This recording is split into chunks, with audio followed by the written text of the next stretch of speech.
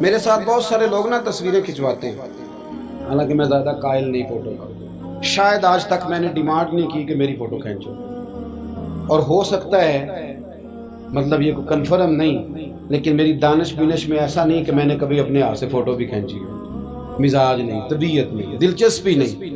لیکن میرے گاؤں کا ایک موچی ہے، جوتے گانٹتا ہے، اس شخص نے 4 بیٹیاں بیائی ہیں جوتے گانٹ کے، اور میرے ابا جی بتایا کرتے تھے کہ جن دنوں نا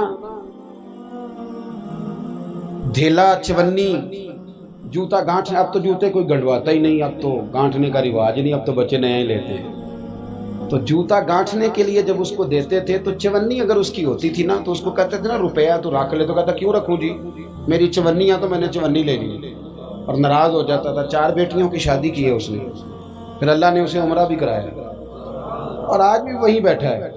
تو میں جب گاؤں جاتا تو میں کہتا ہوں چاچا میں تیرے ساتھ تصویر کھنچوانی ہے، تو مجھے کہتے ہیں پتر میرا تو منہ بھی نہیں تو گیا میرے ساتھ فوٹو، تو میں کہتا ہوں یار تو ایک انسان ہے، تو ایک مثال ہے، جس بندے نے ہاتھ پھیلانے سے نفرت کی ہو، اب تو چندہ ہی چندہ رہ گیا، چندہ ہی چندہ، اس کے علاوہ اللہ معاف کرے کوئی دوسری شے۔ میں گلاسکو میں تھا تو مجھے ایک صاحب کہنے لگے آپ نے کوئی اعلان چلان نہیں کرنا، مدرسہ نہیں ہے؟ میں نے کہا مدرسے بڑے ہیں پر اللہ کا فضل ہے، کیونکہ وہ نبی کریم کے نام کے ہیں تو ہمیں کبھی کمی کوئی نہیں آئی، کبھی نہیں کمزوری آئی، رونے کا مزاج بھی نہیں، وہ چل رہا ہے مدرسہ۔ تو میں نے کہا آپ کیا سمجھتے ہیں جو یہاں آیا ہے وہ چندے لے نہیں آیا ہے؟ کیا مزاج آپ لوگوں نے بنا لیا، اس سے نکلیں۔ وہ بھی کوئی قومیں ہوتی ہیں جو ہر وقت ہاتھ پھیلا کے رکھتی ہیں۔ قرآن مجید نے صحابہ کی تعریف کی، لا یسألون الناس الحافا، وہ لپٹ لپٹ کر سوال نہیں کرتے۔ یہ صحابہ صفا کی بات کی قرآن پاک نے، لپٹ لپٹ کر سوال، خبردار تھوڑے پہ گزارا کرنا سیکھو، عزت کی زندگی جیو گے۔ اور نوجوان بالخصوص یاد رکھیں، اگر وقار سے جینا ہے، سار اٹھا کے جینا ہے اور مطمئن زندگی گزارنی ہے تو پھر اس بات پہ راضی ہو جاؤ جو اللہ نے ہمیں عطا کیا ہے۔ پھر تیرا 5 مرلے کا مکان، اگر تو نے فراڈ کا مکان خریدا ہے نا 6 کنال کا، تو اس سے تیرا 5 مرلے کا وقار والا گھر بڑا شاندار۔ عزت کے ساتھ اگر جینا چاہتے ہو، حاتم تائی سے کسی نے کہا تھا کبھی تو نے اپنے سے بڑا سخی بھی دیکھا ہے؟ حاتم تائی کا نام ہے نا آج تک سخاوت میں، اپنے سے بڑا سخی بھی دیکھا ہے؟ اس نے کہا دیکھا ہے۔ کون سا؟ کہنے لگا میں نے ایک دفعہ اپنے سارے شہر کی دعوت پکائی تو میں چہرے پہ نقاب اوڑھ کے نکلا کہ پتہ کروں کوئی آدمی رہ تو نہیں گیا۔ تو جب میں جنگل میں گیا تو میں نے ایک بابے کو لکڑیاں کاٹتے دیکھا۔ سب لوگ اس زمانے کے جتنے پڑھے لکھے شعراء ادیب سب میں نے بلائے، بابا لکڑیاں کاٹ رہا تھا، توجہ ہے میری بات پر؟ کہتے میں اس کے قریب گیا، چہرے پہ نقاب تھا، میں نے کہا بابا جی آپ کو نہیں پتا آج حاتم تائی کی دعوت ہے؟ کہنے لگا بیٹے پتہ ہے، تو میں نے کہا جانا نہیں؟ تو کہتے بابے نے عجیب جواب دیا، کہنے لگا مجھے نا اپنے ہاتھوں کی کمائی کا چسکا لگ گیا۔ کس کا چسکا؟ ہاں آج کل چسکا یہ ہے کہ کسی کو پارٹی کیسے ڈالنی ہے، کیسے مفت کی روٹی کھانی ہے۔ کس کا چسکا لگ گیا؟ اپنے ہاتھوں کی۔ بولیے۔ میرے نا مدرسے میں ایک لائق بچہ پڑھتا ہے، مالدار گھرانے کا تھا، تو تھوڑی سی نا آپ کو پتہ ہے دوران طالب علمی ہمیں بھی بڑے بہانے آتے تھے، تو یہ چیزیں یاد آتی ہیں، تو تھوڑا آگے پیچھے ہوتا تھا۔ مدرسے میں کام ہو رہا تھا تو میں اس کو کھڑکی میں لے کے کھڑا ہو گیا، میں نے کہا بیٹے ایک چیز تجھے دکھانی ہے، جب تیرے سامنے بھنا ہوا گوشت رکھا جاتا ہے تو نخرے کرتا ہے، ادھر بھی آ ایک نظارہ دیکھ۔ مزدور نا سویرے 2 روٹیوں کے بیچ اچار رکھ کے لاتا ہے، اور جب وہ دوپہر کو کھانے لگتا ہے نا میرے بھائی، تو وہ اچار اس کی روٹیوں کو بھی لگ جاتا ہے، پونے کو بھی لگ جاتا ہے۔ لیکن جب دوپہر کا وقت ہوتا ہے تو مٹی سے لتھڑے ہوئے ہاتھ پہلے وہ جا کے ٹوٹی پہ دھوتا ہے، پھر وہ کیا کرتا ہے کہ وہ پانی کا پیالہ خود بھر کے رکھتا ہے، توجہ میری بات پہ رکھیں، پھر وہ زمین پہ بیٹھتا ہے، اور جب وہ پونا کھولتا ہے نا، کبھی اسے کھاتے ہوئے دیکھو، یوں محسوس ہوتا ہے کہ دنیا کی ساری نعمتیں اس کے سامنے پڑی ہوئی ہیں، اور ٹیبل پر بیٹھ کر 22,000 کی روٹی کھانے والے اتنا شکر ادا نہیں کرتے جتنا وہ بندہ شکریہ ادا کرتا ہے۔ یا اللہ تیرا شکر ہے، یا اللہ تیرا شکر ہے۔ اور ان کو لفظ نہیں سیدھے پڑھنے آتے، ویسے بھی لفظ تاثیر سے بنتے ہیں، تلفظ سے نہیں۔ اہل دل آج بھی ہیں اہل زبان سے آگے. صحیح تلفظ نہیں ادا کرنا آتا، لیکن جب وہ ہاتھ باندھ کے کہتے ہیں نا یا اللہ تیرا شکر ہے، تو یوں محسوس ہوتا ہے کہ روٹی تو اس بندے نے کھائی ہے. کھانا تو، ورنہ شادی کے موقع پر اتنا کھایا نہیں جاتا جتنا تباہ کیا جاتا ہے، کیونکہ مفت کا ہوتا ہے نا، مفت کا. تو یاد رکھیں محنت کی کمائی ایک حسن ہے، ایک وقار ہے. وہ جو بندہ 50 لاکھ روپیہ مہینے کا یا سال کا کماتا ہے وہ تو دیکھتا بھی نہیں بیچارہ پیسوں کو. وہ بینک میں آئے اور بینک سے ہی ساری زندگی اپنی دولت دیکھ سکتا، لیکن جو 600 روپیہ دیہاڑی لیتا ہے نا، اس کو جب شام کو ملتی ہے تو 3 دفعہ ہاتھ صاف کرتا ہے اور 3 دفعہ بسم اللہ شریف پڑھتا ہے اور پھر وہ جیب میں ڈالتا ہے. پھر وہ حساب کرتا ہے کہ 50 کہاں لگانے ہیں، 60 کہاں. تو خودداری سے جیو، باوقار رہو گے، باعزت رہو گے. حاتم طائی کہتے ہیں مجھے کہنے لگا کہ مجھے ہاتھوں کی کمائی کا چسکا لگ گیا ہے، اب مفت کے دسترخوان پر مجھے مزہ نہیں آتا. تو کہتے ہیں میں تو بس اس کا فدائی ہو گیا. جب میں واپس آنے لگا تو اس نے مجھے آواز دی. میں واپس پلٹا تو کہنے لگا بیٹا آپ بھی دعوت پہ جا رہے ہیں؟ میں نے کہا ہاں. تو اس نے مجھے 5 دینار نکال کے دیے. کہنے لگا یہ لے جاؤ، حاتم طائی کو نہ دینا، وہاں جو آدمی لنگر پکا رہا نا اسے دے دینا. یار بڑے بڑے لوگوں نے روٹی کھانی ہے، چلو میرا بھی حصہ پڑ جائے گا.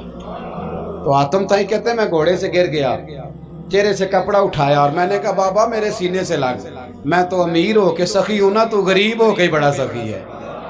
آج سمجھ آئی ہے تیری سخاوت کی. پڑھیے نا حدیث پاک.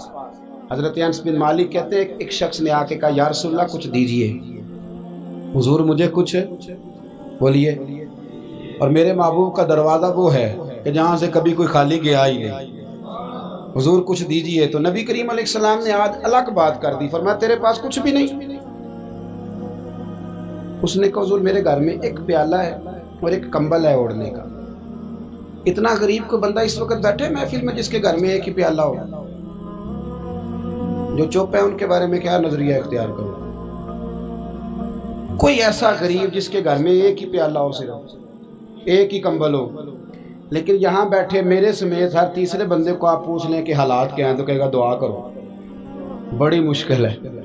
اتنا غریب کوئی بندہ موجود ہے، لیکن آپ کسی کو پوچھ لیں وہ کہے گا جی بس دعا کریں. کوئی ایسا پیر مل جائے جو مجھے اللہ دین کا چراغ دے دے تاکہ نوٹ کسی طریقے آ جائے. اور وہ نعت خاں جو کہتا ہے کہ کون دیتا ہے دینے کو منہ چاہیے، دینے والا ہے سچا، وہ بھی کہتا ہے پہلے 25,000 دو. کوئی تو سٹیج پہ تو کہہ رہا تھا حضور دیتے ہیں، اور یہاں جب تک تیرے اکاؤنٹ میں نہ جائیں تیرا کام ہی نہیں چلتا. عجیب تماشا ہے نا. ایک صاحب نے بڑی دور سے مجھے فون کیا، کہنے لگے ٹائم دے دیں. میں نے کہا جی میں آ جاؤں گا، فارغ ہوتا ہوں تو آ جایا کرتا ہوں، مسئلہ نہیں ہے، ہم اتنے بڑے لوگ ہی نہیں، آ جائیں گے. کہنے لگا جی آپ بتائیں مطلب اکاؤنٹ نمبر دے دیں. میں نے کہا یار آپ نے غلط جگہ فون کر لیا، میں نے تو بتایا کہ وہ تو بڑے لوگ ہوتے ہیں، تو ہمیں پتہ ہے اپنی حیثیت کا، انشاءاللہ حاضر ہو جائیں گے، آپ سے بات ہوگی. کہنے لگے نہیں آپ کو تو کچھ بتانا ہی پڑے گا، کچھ بتائیں کچھ بتائیں. میں نے کہا کچھ بھی نہیں، میں انشاءاللہ حاضر ہوں گا. اللہ نے مجھے توفیق دی ہے، میں شام کو بڑی زبردست کھانا اپنے بچوں میں اچھا بیٹھ کے کھاتا ہوں. ایک گاڑی ہے جس پہ سفر کرتا ہوں، اگرچہ مکان میرا 2 کمروں کا ہے، پر کبھی اللہ تعالیٰ نے میرے دل میں یہ تمنا پیدا نہیں کی کہ کوئی بہت بڑا ہو تو گزارا صحیح ہو. میں بڑی اطمینان بخش زندگی گزارتا ہوں، تو میں آ جاؤں گا. کہنے لگے نہیں تہاڈی مہربانی کچھ دسو. میں کہا 3 کروڑ روپیہ دے چاہے. کتنا جی؟ اللہ جانتا ہے ہنسانے کے لیے بات نہیں کر رہا، اور مسجد میں اونچا ہنسے بھی نہ. کتنے دیں؟ جی یہ تو آپ نے کیا کہہ دیا. میں نے کہا یار اگر میں نے اپنے لفظ ہی بیچنے ہیں تو اب میں 25-40 ہزار میں بک جاؤں. تو میں تو سمجھتا ہوں کہ نبی پاک کا فرمان بڑا قیمتی ہے، تو ریٹ لگاؤں تو میری حیثیت یہ ہو کہ 40,000 روپیہ. اگر میں نے بکنا ہی ہے تو کوئی ریٹ تو لوں نا. اور ویسے بھی میں تو سمجھتا ہوں کہ میں بڑا انمول ہوں، اس لیے کہ میں رسول اللہ کے دین کا نوکر ہوں. اور یہ غلطی ان کی نہیں جو بیچتے ہیں، غلطی ان کی ہے جو خریدتے ہیں.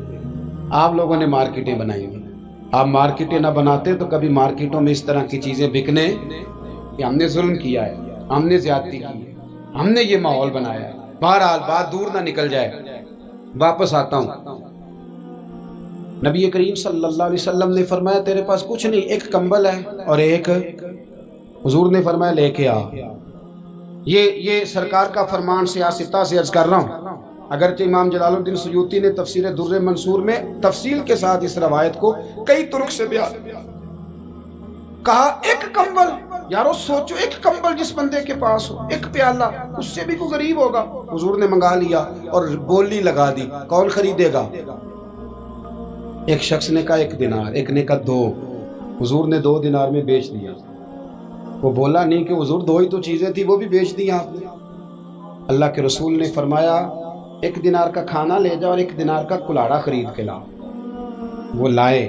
حضرت انس کہتے ہیں بندہ بڑے نصیبوں والا تھا، وہ جب کلاڑا خرید کے لایا تو اس میں دستہ میرے نبی نے دستے مبارک سے لگایا، حضور نے دستہ لگایا اور فرمایا یہ لے جنگل میں جا۔ مسلمانوں، یہ میرے رسول اللہ کی تعلیم ہے۔ نوجوانوں غور کرو، اگر معاشرے کو سنوارنا ہے تو اس چیز پر محنت کرو۔ فرمایا یہ کلاڑا پکڑ، رسی پکڑ، جنگل میں جا، لکڑیاں کاٹ کے لا، کھا بھی اور کھلا بھی، پہن بھی اور پہنا بھی، جا۔ اور حضور نے فرمایا 15 دن مجھے نظر نہ آنا، جا کام کر، جا کے محنت کرنا اہل اسلام کا شیوا ہے۔ آج پوری دنیا میں ہمارا کشکول مشہور ہے، دھوکہ معروف ہے۔ لوگ کہتے ہیں کہ انہوں نے ایسے ہم نے طریقے غیروں سے پیسے نکالنے کے اختیار کیے، ایسے طریقے کہ کبھی سنے تو شرم سے سر جھک جاتا ہے۔ یہ معیار ہوتا ہے اعلیٰ قوموں کا کہ وہ چندوں پہ زندگی گزاریں، وہ مانگ کر کے کھائیں، یہ معیار ہوتا ہے۔ کسی کونے پہ بریک لگتی ہے تو آپ دیکھیں مانگنے والے کتنے زور و شور سے آتے ہیں۔ خدا را محنت کی عادت۔ وہ صحابی چلے گئے، 15 دن کے بعد آئے۔ یہ لفظ امام سیوطی نے لکھے، 15 دنوں کے بعد آئے تو حضور نے فرمایا تیرا حال کیا ہے؟ حضرت انس کہتے ہیں مجھے بھی تجسس تھا کہ پتہ تو چلے۔ تو وہ مسکرائے، عرض کرنے لگے یا رسول اللہ پہلے 1 پیالہ تھا، اب سارے گھر کے برتن بن گئے۔ یا رسول اللہ برکت آپ کی ہے، پہلے 1 کمبل تھا، اب سارے گھر کے بستر بن گئے۔ اور امام سیوطی کہتے ہیں انہوں نے جیب میں ہاتھ ڈالا تو 10 دینار نکالے، عرض کی حضور رکھ لے، میں صحابہ صفا کے لنگر میں حصہ ڈالنے آیا ہوں، یہ قبول کر لے مجھ سے۔ مہربانی فرمائیں، مہربانی، خودداری سے جئیں اور تھوڑے پہ گزارا کریں۔